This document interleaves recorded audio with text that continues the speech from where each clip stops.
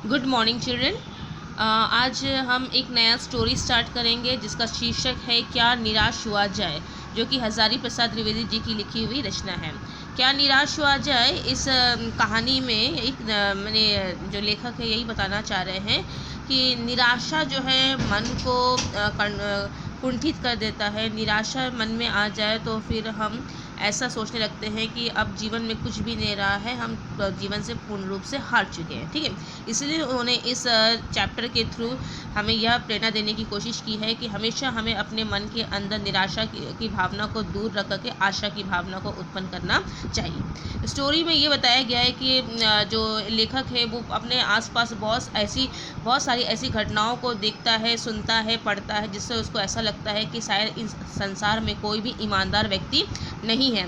लेकिन जब उसके साथ में कुछ घटनाएं होती है और वो घटनाएं उसको समझाती हैं कि जो सोच उसकी बन गई थी कि इस संसार में कोई ईमानदार नहीं है, ये सब अब संसार केवल बुराइयों से भर चुका है, तो वो सोच बदलती है और उसको यकीन होता है कि जो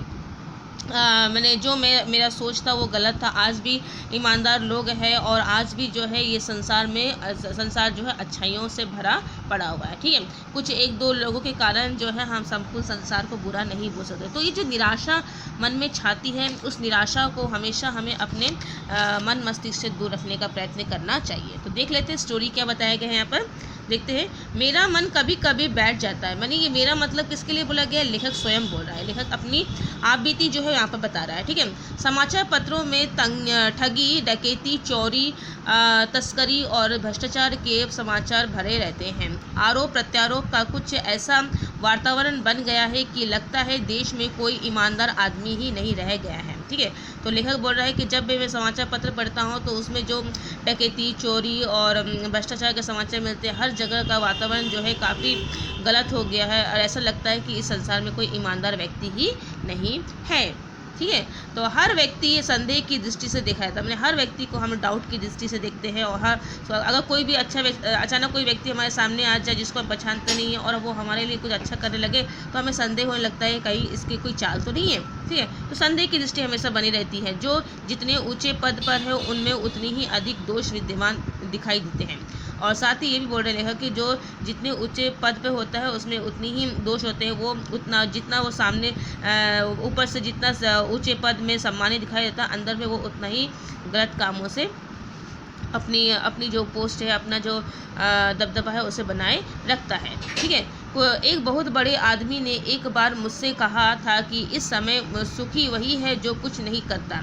तो लेखक बोल रहे एक बार जब मैं एक आदमी मुझसे मिला और मुझे वो बोलने लगा कि जो कुछ नहीं करता, जो दोषों को नहीं देखता, सब चीज़ों से अलग रहता है, जिसको किसी चीज़ की कोई परवाह नहीं है, वही व्यक्ति सुखी रहता है। जो इन सब चीज़ों में नहीं पड़ता वही व्यक्ति सुखी रहता है। ठीक है, जो कुछ भी करेगा उसमें लोग दोष खोजने लगेंगे, उसके सारे गुण भुला दिए जाएंगे और दोषों को बड़ा चढ़ाकर दिखाया जाएगा।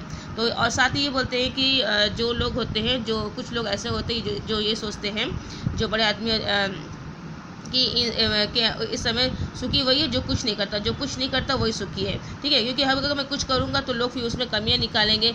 लोग जो है अच्छी चीज़ों को बाद में देखते हैं लेकिन सबसे बुरी चीज़ों को सबसे पहले देखते हैं। ठीक है ना, तो ये होता है। दोस्तों, दोष किसमें नहीं होते, यही कारण है कि हर आदमी दोषी अधिक दिख रहा है, गुणी कम या बिल्कुल ही नहीं। स्थिति अगर ऐसी है तो निश्चय ही चिंता का विषय है। आजकल व्यक्ति क्या करता है, हर व्यक्ति जो दूसरों में कमियां निकालने की कोशिश करता है, जो दूसरों को जो संदेह की दृष्टि से देखता है। तो कहीं कहीं पर कुछ ऐसी चीज़ें हैं जो बिल्कुल ठीक ही रहती है, लेकिन हर चीज़ों में ये सब चीज़ें लागू नहीं होती है। ठीक है, कहने का मतलब है कि आज जो संसार जो है बिल्कुल मैंने जो उसका जो वास्तविक तस्वीर है वो हम देख नहीं पा रहे हैं। ठीक है, संदेह जो है मन में हमेशा बने रहता है। क्या यही भारतवर्ष है जिसका सपना तिलक और गांधी जी ने देखा था? विवेकानंद और रामतीर्थ का आध्यात्मिक ऊंचाई वाला भारतवर्ष कहाँ है? रविंद्रनाथ टैगोर और मदन मोहन मालवीय का महान संस्कृत सभ्यता वाला भारतवर्ष किस अतीत के गुआहर में डूब गया है? आर्य और द्रविड़, हिंदू और मुसलमान, यूरोपीय और भारतीय आदर्शों की मिलन भूमि महामानव समुद्र क्या सूखी गया है? तो लेखक बोल रहे हजारी प्रसाद द्विवेदी बोल रहे हैं कि जो सपना हमारे बड़े बड़े नेताओं ने देखा था जिसमें तिलक और गांधी जी थे, क्या आज वो भारतवर्ष यहाँ मौजूद है? जिन लोगों ने भारत को आध्यात्मिक के क्षेत्र में ऊंचा स्थान दिलवाया है। जिन लोगों ने इसे भारतीय और सभ्यता संस्कृति का भारतवर्ष बनाया है, आज सब क्या ये सब चीज़ ये सब खत्म हो गया है, यहाँ पर लेखक बोल रहा है। ठीक है, मेरा मन कहता है कि ऐसा ही हो नहीं सकता। देखिए लेखक बोल रहा है कि नहीं, आज ही मुझे यकीन है, मैंने अपने अंदर निराशा को नहीं आने दिया है कि मेरा भारत जो है इन सब चीज़ों से दूर हो गया है। ठीक है, किन चीज़ों से? अपनी सभ्यता संस्कृति से, अच्छाइयों से, अपने अंदर जो वास्तविक गुण है, अपने अंदर की जो वास्तविकता अच्छाइयाँ हैं, उन सभी चीज़ें आज भी उसमें वो विद्यमान है। ठीक है, हमारे महान मनीषियों के सपनों का भारत है और रहेगा। उनका मानना है कि जिन लोगों ने बड़े बड़े सपने देखे अपने भारतवर्ष के लिए, आज भी भारत वैसा ही रहेगा। ऊपर की सतह पर जितना भी कोलाहल और उथल पुथल क्यों ना दिखाई दे रही हो, कि नीचे अशांत अचल गंभीर में अब भी भारत महान है, अनुकरणीय है। ठीक है, तो बोले ऊपर से भले ही जो है उसकी कुछ गलत चीज़ें दिखाई दे रही हो, लेकिन अंदर से आज भारत की जो वास्तविकता है वो उतनी ही शांत है, उतनी ही वो सर्वगुण संपन्न है, जो कि अनुकरणीय, जिसका सभी देशों का अनुकरण करना चाहिए। यह सही है कि इन दिनों कुछ ऐसा माहौल बना है कि ईमानदारी से मेहनत करके जीविका चलाने वाले निरीह और भोले भाले श्रमजीवी पिस रहे हैं, झूठ और फरेब का रोजगार करने वाले फल फूल रहे हैं। तो यहाँ पर लेखक बोल रहा है कि ये बात तो सही है, बोले कि आज जो ईमानदारी से जीता है उसे कुछ भी नहीं मिलता है, और जो फरेब करके जीता है वो सब कुछ हासिल कर लेता है। ठीक है, ईमानदारी को मूर्खता का प्रयास समझा जाए। आज लोग ईमानदारी को कोई महत्व ही नहीं देते हैं। सच्चाई केवल भीरू और बेबस लोगों के हिस्से में पड़ी है। और साथ ही बोलते हैं जो सच्चाई का साथ लेते हैं, जो ईमानदारी जीना चाहते हैं, उन लोग उनको बेबस बोलते हैं, उनको डरपोक बोलते हैं। ठीक है, ऐसी स्थिति में जीवन के महान मूल्यों के बारे में लोगों की आस्था ही हिलने लगी है। और जब चीज़ें भयंकर होने लगती है तो फिर लोगों के अंदर की जो लोगों का जो विचार होता है धीरे धीरे वो भी बदलने लगता है। कुछ लोग सपोज कहने का मतलब है कि कुछ व्यक्ति जो है वो चाहता है कि वो ईमानदारी से जिए, लेकिन आसपास के लोग उसे ईमानदारी से जीने नहीं देंगे। ठीक है, तब उसको भी ऐसे लगने लगा कि क्या मैं अकेला ईमानदार होकर मैं क्या करूँगा, मैं भी बेईमान बन जाता हूँ। तो इस तरह का वातावरण यहाँ पर उत्पन्न हुआ है। लेकिन फिर भी लेखक हमें समझा रहे हैं कि हमें अपना जो सच्चाई का मार्ग है उसे नहीं छोड़ना चाहिए, क्योंकि दुनिया तो हमेशा तुमको पीछे खींचने का प्रयत्न करेगी। ठीक है, लेकिन तुमको आगे ही बढ़ना है। बात नई नहीं है, पर इसकी विवशता शायद पहले कभी नहीं इतनी विकराल होकर नहीं प्रकट हुई है। तो बोले बात नहीं है, बात जो है बिल्कुल नहीं है, लेकिन उसकी विवशता जो है उसकी जो परिस्थिति है वो इस रूप से हमारे सामने आई है कि उसको देखकर हमें ताज्जुब होता है। वैसा उन दिनों में नहीं था। भलाई का दुआश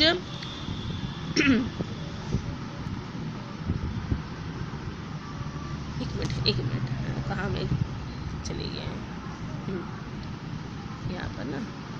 आज देखा, ठीक है, विकराल हो गया। आज से 400 साल पहले का तुलसीदास जी ने कुछ ऐसा ही माहौल देखा था। वे व्याकुल भाव से कह गए थे। ठीक है, तुलसीदास जी ने कुछ लिखा है कि सौदत साधु साधुता शोभिति खल विलसत दुर्मति भई। जो साधु जो होते हैं वो साधुता का जीवन जीते हैं, साधारण जीते हैं। खल विपप दुर्मति और खल छल कपट ये सब चीज़ों से वो सब दूर रहते हैं। ठीक है, लेकिन आजकल ऐसा बिल्कुल नहीं। आजकल छल कपट को ज़्यादा महत्व दे दिया जाता है। परंतु आधुनिक साधनों और सुविधाओं के साथ साथ धन संकट की प्रवृत्ति को जैसा बढ़ावा इस समय मिला है वैसा उन दिनों नहीं था। खल विसरसत दुर्मति भई, जो विलासिता से जो साधु लोग बोल गए हैं कि क्या बोला गया है, साधु बोल रहे हैं कि पहले के जो साधु थे वो साधुता को अपनाते थे, तपस्या करते थे, साधारण जीवन जीते थे, छल कपट और विलासिता से दूर रहते थे। लेकिन आजकल ऐसा नहीं है। ठीक है, क्या है, भारत का दुर्भाव, हाँ, भारत का दुष्प्रभाव बेहिसाब बढ़ गया है और उसी अनुपात में बल्कि कुछ आर्थिक मात्रा में ही साधुता का सोच भी बढ़ा है। तो मैंने आज के जो साधु हैं उनके विचार जो बिल्कुल आपको अलग नज़र आएंगे। ये कहने का मतलब वही है। ठीक है,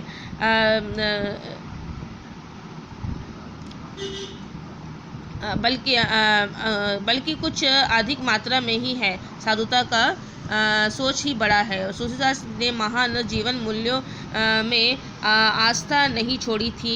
लगता है कि उनके समकालीन अधिकांश लोगों में भी ये नहीं छोड़ी थी, पर आज भी छोड़ने की ज़रूरत नहीं है। तो जो लेखक बोल रहे हैं कि तुलसीदास ने अपने अंदर आस्था की भावना को बनाया रखा था, अपने अंदर निराशा की भावना को नहीं आने दिया था और अपने आसपास के लोगों के अंदर भी निराशा की भावना को नहीं आने दिए थे। आज तो कवि लेखक बोल रहे हैं कि वो उसी तरह के विचार आज भी ज़रूरत है।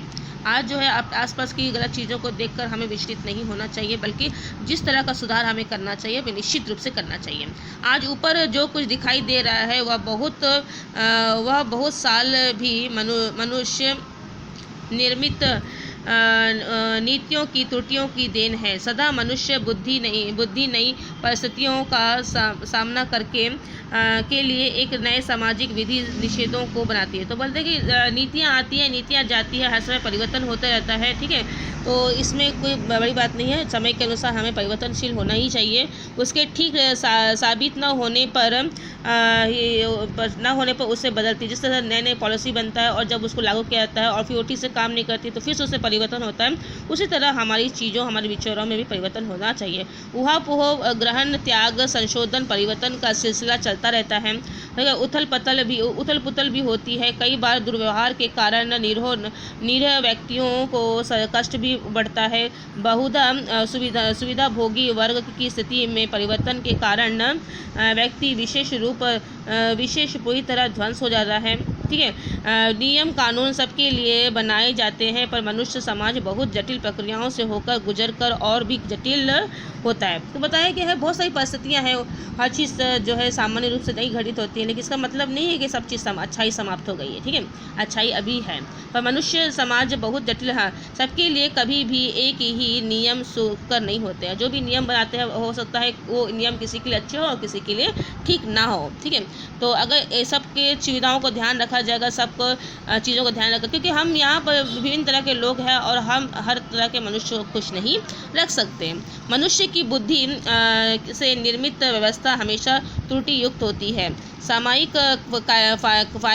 कायदे कानून कभी कभी युग पूर्व से विचलित आदर्शों से टकराते हैं। मैंने कुछ ऐसी चीज़ें होती हैं जो मैंने लागू होने के बावजूद जो है उन परिस्थितियों में ठीक से नहीं बैठती है, तब मनुष्य का विचार जो है उनसे टकराता है और उनको ऐसा लगता है कि सब चीज़ें गलत हो रही हैं, ठीक है। इसमें ऊपरी सतह अलोपीड़ित भी होती है, पहले भी हुआ है कि आगे भी होगा, उसे देखकर हताश हो जाना ठीक नहीं है, ठीक है। तो चीज़ों जो अगर अच्छाइयाँ हैं तो बुराइयाँ हैं और कुछ कमियाँ हैं तो सब उसमें अगर कमियाँ हैं तो उन कमियों को दूर भी करना चाहिए। तो सब कुछ एक साथ होकर ही चलता है, तो उससे हमें अपने मन को में निराशा की भावना नहीं लानी चाहिए। भारतवर्ष ने कभी भी भौतिक वस्तुओं के संग्रह को महत्व नहीं दिया। उसकी दृष्टि मनुष्य के भीतर को जो महान आंतरिक तत्व स्थिर भाव से बैठा हुआ है वही परम और धर्म है। लोभ, मोह, काम, क्रोध और विचार मनुष्य के में स्वाभाविक रूप से विद्यमान रहता है। ये मनुष्य का स्वभाव है। भगवान ने ये सब चीज़ दिया उसको, उसके अंदर लोभ भी है, मोह भी है, काम भी है, सब कुछ है, लेकिन सब चीज़ों में किस तरह से वो बैलेंस बना कर रखता है और समाज में जीता है, वही सबसे बड़ी बात है, ठीक है। पर उनको प्रधान शक्ति मान लेना और अपने मन और बुद्धि को उन्हीं के इशारे पर छोड़ देना बहुत निकृष्ट आचरण है, ठीक है। तो अगर मनुष्य के अंदर ये सब चीज़ें हैं और मनुष्य उनको अपने बस में नहीं करता है और उसके अधीन स्वयं हो जाता है, तब तो उसका पता निश्चित है।